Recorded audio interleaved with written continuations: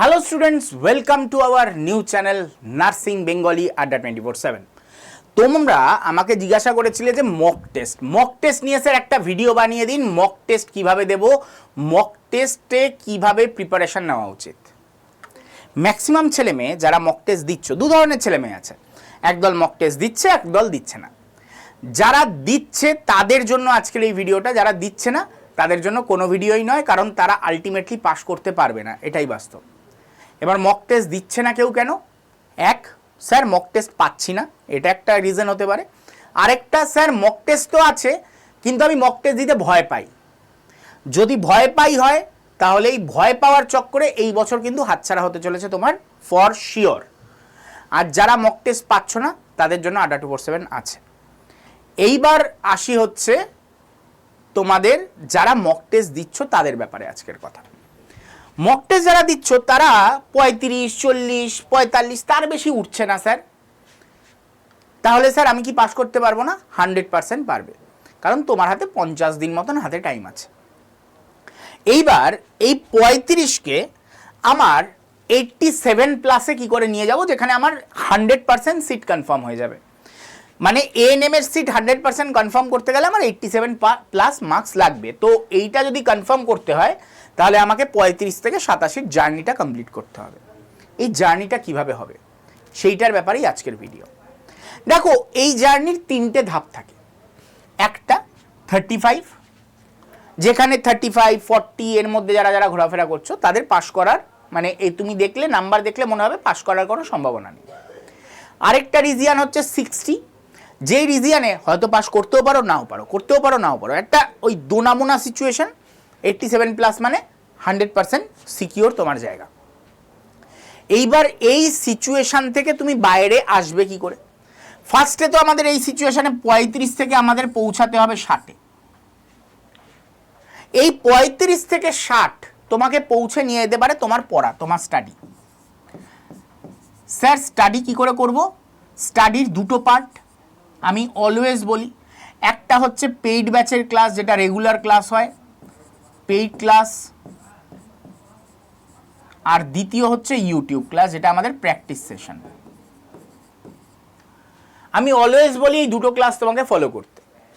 Sir YouTube class তো follow করি, paid batch আমাদের নেই। তো ইমিডিয়েট কোনো আমাদের এখানেই ভর্তি হতে হবে এমন নয়, যে কোনো জায়গার পেইড ব্যাচে ভর্তি হয়ে যাও। কেন পেইড ব্যাচ? আমি অলওয়েজ বলি পেইড ব্যাচে সব কিছু সাজানো রয়েছে, আদারওয়াইজ ইউটিউবে সব অ্যাভেলেবেল আছে। আমি কখনো মিথ্যে কথা বলবো না যে ইউটিউবে কিচ্ছু নেই, ইউটিউবে সব আছে। তুমি খুঁজতে গিয়ে তোমার পরীক্ষা পার হয়ে যাবে, ততদিনে না তোমার প্রিপারেশন হবে না কিচ্ছু হবে, সব ঘেটে ঘ হয়ে যাবে। পেইড ক্লাসে সব পরপর সাজানো থাকে। স্যার পেইড ব্যাচে ভর্তি হবো কি করে? তোমাকে একটা সিম্পল উপায় বলছি। এখানে একটা নাম্বার লিখছি আমি, তোমরা এখানে দেখতে পাচ্ছ একটা নাম্বার। এই নাম্বারটা আমি লিখছি, এক সেকেন্ড।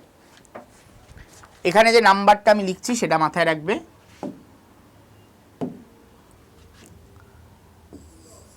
8130209247, এই নাম্বারটা।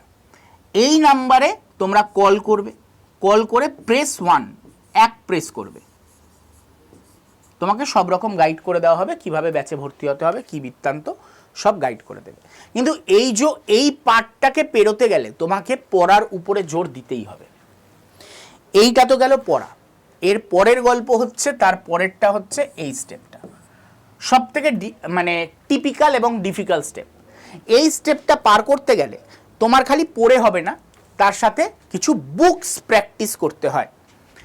এই জায়গাটা পেরোতে গেলে তোমাকে বুক প্র্যাকটিস করতে হবে। স্যার কি কি বুক? আমি বলবো দুটো বুক সাথে রাখবে। একটা হচ্ছে আড্ডা 247-এর যে বইটা। স্যার আড্ডা 247-এর বই কোথায় পাবো সেটা আমরা বলে দিচ্ছি। অলরেডি আড্ডা 247-এর 500 কপি বই জাস্ট ছাপানো হচ্ছে, 500 কপি জাস্ট, ঠিক আছে? তার বেশি তোমরা পাবে না। যারা যারা কিনতে চাও তারাও এই নাম্বারে কল করে প্রেস 1 করে তোমরা কিনে নিতে পারো। ওকে, এই নাম্বারটার বারবার স্ক্রিনশট নিয়ে রাখো, 8130209247। এই নাম্বারে কল করে তোমরা ভর্তি হয়ে যেতে পারো, বা তোমরা বইটা নিয়ে নিতে পারো। আর তার সাথে যেটা করবে সেটা হচ্ছে তোমার বই গেল, এবং এই আড্ডা 247-এর আরেকটা হচ্ছে সাতরা পাবলিকেশন।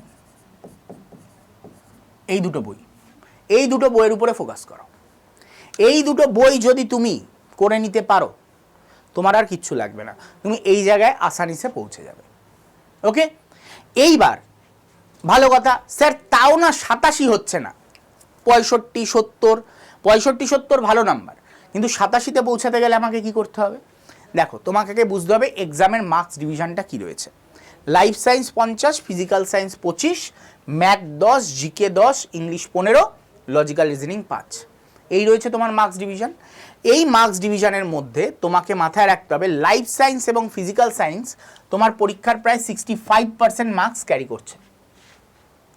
তার মানে তুমি যদি লাইফ সায়েন্স ফিজিক্যাল সায়েন্স পুরোপুরি পারো, তাতেই তোমার পরীক্ষায় পাস হয়ে যাওয়ার কথা, কিন্তু বাস্তবে এটা সম্ভব নয়। কিছু তুমি লাইফ সায়েন্স থেকে তোমাকে ছাড়তে হবে, কিছু তোমাকে ফিজিক্যাল সায়েন্স থেকেও ছাড়তে হবে। তাহলে আমাদের আরেকটা উপায় কি, কিসে আমরা ফোকাস করব? দেখো, এক্সামের যে সিলেবাসটাকে দুটো ভাগে ভাগ করো। একটা হচ্ছে ফার্স্ট জোন যেটা, সেখানে কি করতে হয়? খালি পড়তে হয়। লাইফ সায়েন্স এবং জিকে এমন দুটো সাবজেক্ট যেটা তোমাকে মুখস্থ করতে হবে। তো এই দুটো পার্ট যারা বলো স্যার আমার না ব্রেন নেই, তারা আশা করি এই দুটো পার্ট মুখস্থ করতে পারবে।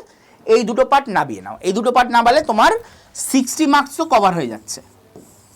এই দুটো মুখস্থ বিদ্যার কাজ সবার আগে করে নাও। ম্যাক্সিমাম যে ছেলেমেয়েরা পরীক্ষা দেয় আর্টস ব্যাকগ্রাউন্ডের, তাদের মুখস্থ করতে প্রবলেম নেই, তাদের বুঝতে প্রবলেম। তাদের যেহেতু আইকিউ এ প্রবলেম, তো তাদের ক্ষেত্রে ম্যাথ, লজিক্যাল রিজনিং এবং ফিজিক্স এটা সব থেকে ভয়ানক হয়ে দাঁড়ায় তাদের জন্য। তো এটা হচ্ছে ডিপ ওয়ার্ক জোন, এখানে অনেক বেশি খাটতে হয়। এইটার থেকে এটাই খাটনি বেশি, এটা নাম্বার কম হলেও খাটনি বেশি। এখানে 60 নাম্বার, এখানে কিন্তু 55 মার্কস, এটা 55 মার্কস, কিন্তু এটাই খাটনি বেশি। এই 55 মার্কসের মধ্যে আমি সবার আগে বলবো রিজনিংকে ফোকাস করতে, সব থেকে ইজিলি এটা হয়ে যায়। আর রিজনিং এতটাই সহজে হয়ে যায় যে এটা সবাই 5-এ 5 পেয়ে যায়। তাহলে তোমার 60 প্লাস 5 65 তোমার এখান থেকে ইজিলি অ্যাচিভেবল। এরপরে আরেকটা সাবজেক্ট আসে ইংলিশে তুমি 10-এ 5 পেলে মোর দ্যান এনাফ। ঠিক আছে, 5 খুব ইজিলি পাওয়া যায়, যেভাবে টিচাররা ক্লাস করায় সেখানে 5 পাওয়া কোনো ব্যাপার নয়, ইজিলি তুমি 5 পেতে পারবে। তো এখান থেকে 5 পেয়ে যাবে। এইবার তোমার ম্যাথ আর লজিক্যাল রিজনিংয়ে ফোকাস করতে হবে। ম্যাথের কোন জায়গা থেকে ইজি কোয়েশ্চেন আসে, এরকম 5টা চ্যাপ্টার তুমি আরামসে পাবে, যেটার আমি অলরেডি ভিডিও বানিয়ে রেখেছি, তোমরা চ্যানেলে দেখে নেবে। ম্যাথের এরকম 5টা চ্যাপ্টার পাবেই যেখান থেকে ইজি লেভেলের কোয়েশ্চেন আসে, 5টা কোয়েশ্চেন তুমি পাবেই।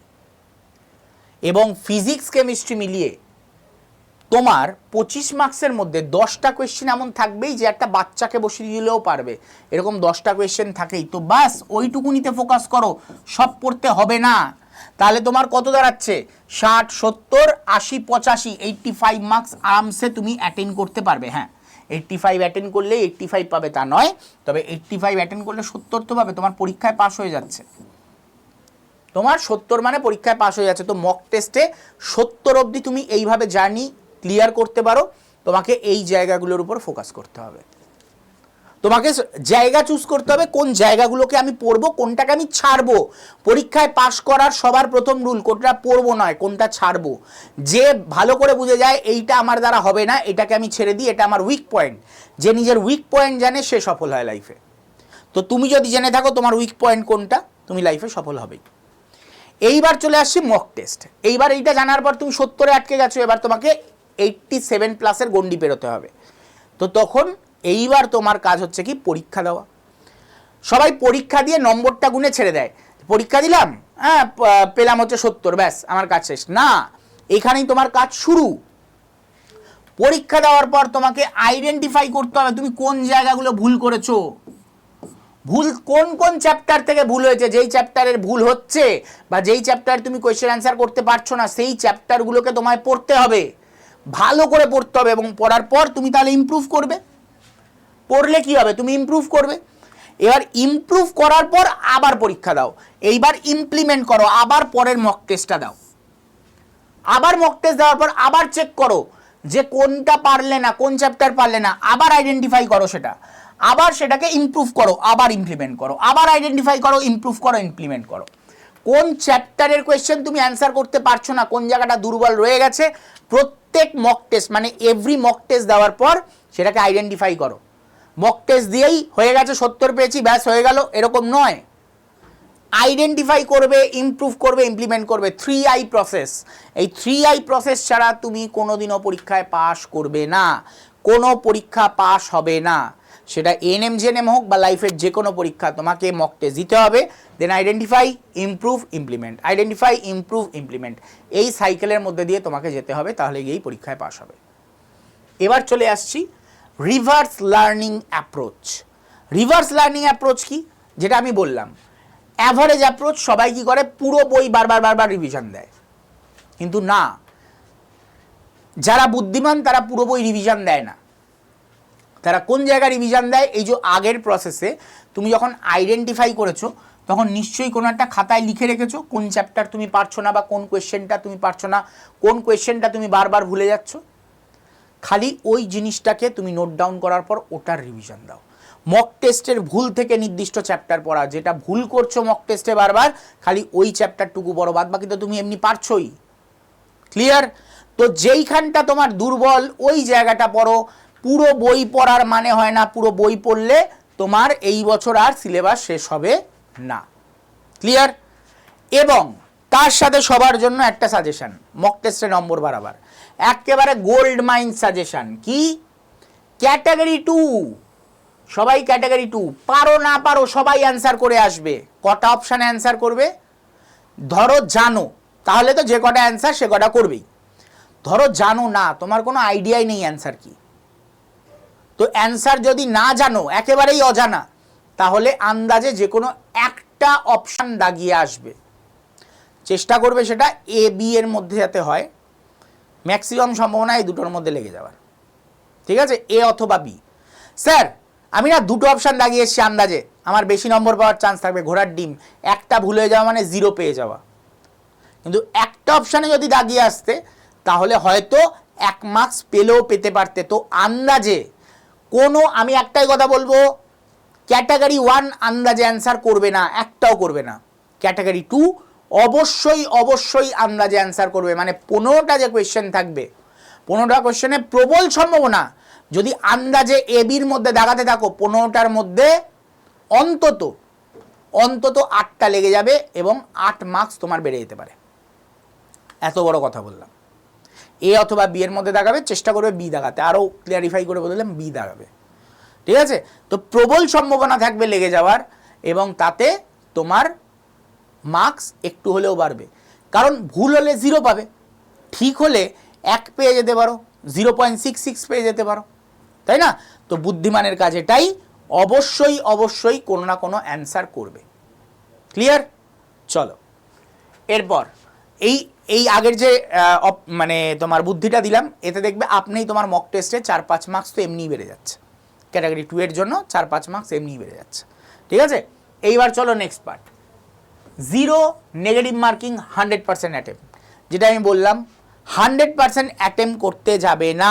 মাথায় রাখবে যেগুলোতে এই যে 30 মার্কস খালি, যেটাতে নো নেগেটিভ, এটাতেই 100% অ্যাটেম্প করতেই হবে, ছাড়া যাবে না। আন্দাজে অ্যান্সার দিয়ে আসো, কিন্তু দিয়ে আসো। পরীক্ষায় টাইম নেই স্যার, সময় শেষ হতে চলেছে, তবু এটা অ্যান্সার দেবে, কারণ এটাই লেগে যেতে পারে। আদারওয়াইজ ক্যাটাগরি 1 কোনো আন্দাজ দেওয়ার প্রয়োজন নেই। ক্লিয়ার? এরপরে আসো একটা ওয়াও ফ্যাক্টর, যেটা এই ওয়াও ফ্যাক্টরটা হচ্ছে তোমার exam error DNA, mock test error DNA. Sir error DNA কি? ডিএনএ মানে তোমার একটা ছক, তোমার খাতার মধ্যে লেখা থাকবে তুমি কোন কোন টপিকগুলো পারো না, কোন কোন টপিকগুলো তোমার বারবার ভুল হয়। খাতায়, একটা খাতার মধ্যে সেটাকে নোট করে রাখতে হবে, এবং পরীক্ষার আগে সেই খাতাটাকে কি করতে হবে, সেই খাতাটা দেখে সেই টপিকগুলো পড়ে নিতে হবে। গড়পড়তা ছাত্র থেকে টপার হওয়ার আসল গোপন সূত্র হলো নিজের ভুলের প্যাটার্ন বা এরার ডিএনএ ধরতে পারা। শুধু উত্তর মেলানোকে অ্যানালাইসিস বলে না, খালি উত্তর মেলালাম, এটা সঠিক এটা ভুল, এটা সঠিক এটা ভুল, এটাকে অ্যানালাইসিস বলে না। অ্যানালাইসিস মানে তুমি কোনটাকে বারবার ভুল করছো, কোন চ্যাপ্টার বা কোন টপিকটা বারবার ভুল হচ্ছে সেটাকে আইডেন্টিফাই করা এবং তার উপরে কাজ করা, ইমপ্রুভ করা and then implement. Identify, improve, implement, 3I process. এই 3I প্রসেসে কিন্তু তোমাদের জোর দিতেই হবে, ঠিক আছে? এইবার ওই যে খাতাটা, সেটা হবে তোমার বাইবেল, তোমার মিস্টেক্সের বাইবেল, তোমার মিস্টেক্সের বাইবেল। এই খাতাই তোমাকে সফলতার দিকে নিয়ে যাবে, তোমার ভুলের খাতা তোমাকে সঠিক পথ দেখাবে। তোমার এই 100 মার্কসের যে মক টেস্ট, তার মধ্যে ধরো 20টা তুমি ভুল করেছো, ইনকারেক্ট অ্যান্সার করেছো, সেই ইনকারেক্ট অ্যান্সারগুলোর কিন্তু তোমার ওই খাতায় লিখে রাখা দরকার এবং সেইগুলোর উপরে জোর দিয়ে যাতে তুমি পড়তে পারো বা পরীক্ষার আগের দিন এই টপিকগুলো পড়ে চলে যাওয়া। পরীক্ষার আগের দিন মানে প্রায় 7 দিন আগের থেকে, কারণ এই বাইবেলটা তোমাকে এই 7 দিন আগের মধ্যে রেডি করে নিতে হবে, কারণ এই 7 দিন নতুন কিছু পড়ার টাইম পাবে না।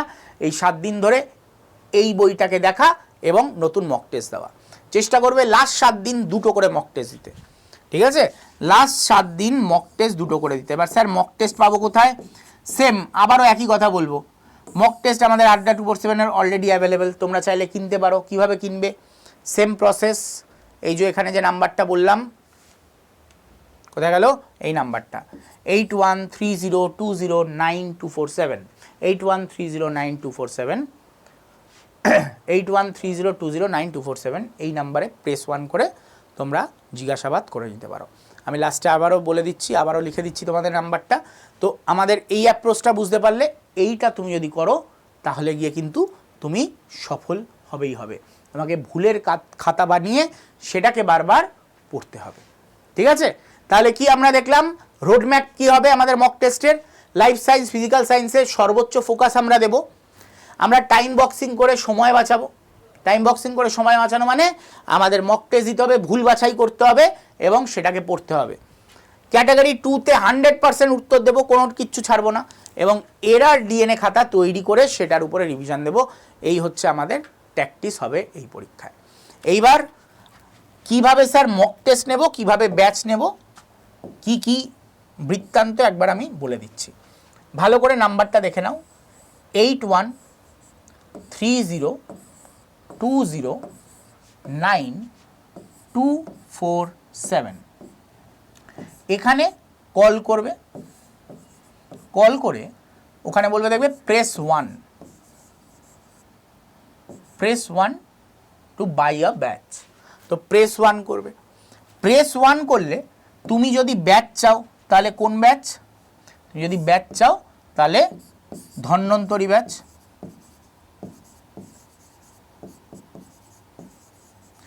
ধন্বন্তরী ব্যাচ, ঠিক আছে? এর প্রাইস কত পড়বে? এর প্রাইস এখন আর খুব কম সিট বাকি, তোমাদের এটার প্রাইস পড়বে 1450, ঠিক আছে? ক্লিয়ার? বুক, তুমি চাইলে বুক নিতে পারো আমাদের। এই বুকের মধ্যে সব ডিটেলস রয়েছে। এই বুকটা পড়ে গেলে তোমার অনেকটা ক্লিয়ার হয়ে যাবে। এই বুকের প্রাইস হচ্ছে 494 রুপিস। তুমি চাইলে এটা নিতে পারো। এবং mock test, book and mock test সবার কাছে থাকা দরকার। ব্যাচ যদি ভর্তি নাও হও, বুক অ্যান্ড মক টেস্ট এতে যাতে ভর্তি অবশ্যই হও, আমি এটাই বলবো। মক টেস্টের ক্ষেত্রে আমরা এটার দাম প্রায় ওই 200 টাকার কাছাকাছি দাম, আমি অ্যাপ্রক্স দাম বলছি, 200 টাকার কাছাকাছি। তো তোমরা ভর্তি হয়ে যাবে। ভর্তি হওয়ার সময় নিজেরা যখন ভর্তি হচ্ছ তখন একটা ডিসকাউন্ট কোড ইউজ করতে হয় যাতে দামটা এরকম কমে যায়। আদারওয়াইজ বইয়ের দাম দেখাবে 600 টাকা, এটার দাম দেখাবে তোমার 2000 টাকা। তো দরকার নেই তোমার পে করার। তোমার এত কমে পেতে গেলে একটা কোড দিতে হয়, ডিসকাউন্ট কোড, সেটা মাথায় রাখবে অলওয়েজ, Y229। এই ডিসকাউন্ট কোডটা মাথায় রাখলেই তোমার সব ব্যাচের দাম কিন্তু কমে যাবে। ক্লিয়ার? আশা করি তোমাদের আমি বোঝাতে পেরেছি কিভাবে ব্যাচে ভর্তি হবে। ওকে, তো এই নাম্বারে কল করে প্রেস 1 করে তোমরা যে কোনো এর মধ্যে যে কোনো একটাতে তোমরা ভর্তি হয়ে যেতে পারো। দেখা হবে তোমাদের সাথে নেক্সট ভিডিওতে, যেখানে আমরা আরও কিছু ডিটেলস নিয়ে আলোচনা করব। ততক্ষণের জন্য টাটা, গুড বাই, বিদায়।